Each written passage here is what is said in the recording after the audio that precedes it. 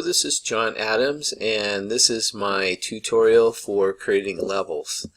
This is the second level of creating levels for your adjustments, because of the fact that I'm going to discuss masking in here ahead of time before creating your actual levels adjustment. So I have this great image here, and it's been adjusted pretty well. But I want to show you how this works when you create a selection ahead of time before you create the adjustment mask. So I'm going to go into the quick mask selector, and I'm going to go ahead and select a specific area in the image. Now I'm using the Add To, which is the little icon at the top of the options palette that shows the quick selection mode with the plus mark on it. It looks like a little brush and plus mark. So I want to do is I want to just drag over this area of the gentleman's hat here, and over the face, over the shirt, and try to get as much of this that I can, because I just want to make a selection on this gentleman himself without affecting any other areas.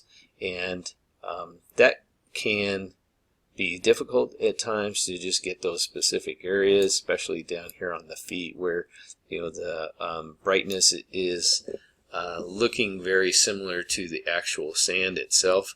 If you hold the Option key down when you're doing this, it will give you the subtract from selection, so you can just go over those areas that look like they shouldn't be part of that area, and you can add to or subtract. Like in this area here, if we want to subtract, you just hold down the Option key and you can make sure that we're actually selecting that area. Oops, I got to hold down the Option key. I was holding down the Command key. That was my mistake. So we've got this area pretty well selected. Then I want to go over to the levels adjustment. Click on levels here, and levels will come up, and you can see that when I'm in here that I'm actually showing the levels in the layers palette. And you can see the actual selection that I made of the gentleman himself. So I'm going to go ahead and move this back over so you can see the image that we're working on. So we have that adjustment, and of course if we want to make any adjustments to it, it's going to just adjust the area that's selected. But one of the other things you need to know is over here in the mask, it shows you the mask here, but it also shows you this mask edge or feather. So you can either go to Mask Edge and go in here and set the feather, and then you can see in your image, if you go too far in the feather, it's going to look like it's feathering the edge way too much because you're getting into the blue area on here.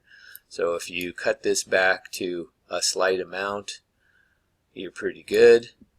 You can also adjust it here if you want to, but that's after you've made adjustments to it. You can see the difference. So I think I would use this afterwards. So you go back to your levels adjustment, and the levels adjustment, we can go in here and we can brighten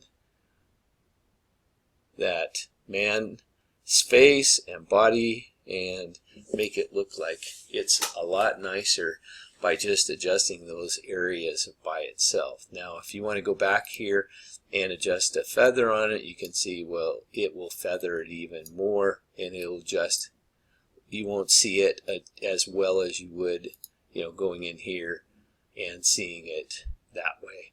But that's, because we're in the ASCII mask, it's not going to show very well right now. So I'm going to cancel this because the feather was already created for it. So, okay, so I think that's a pretty nice way to make corrections to your image.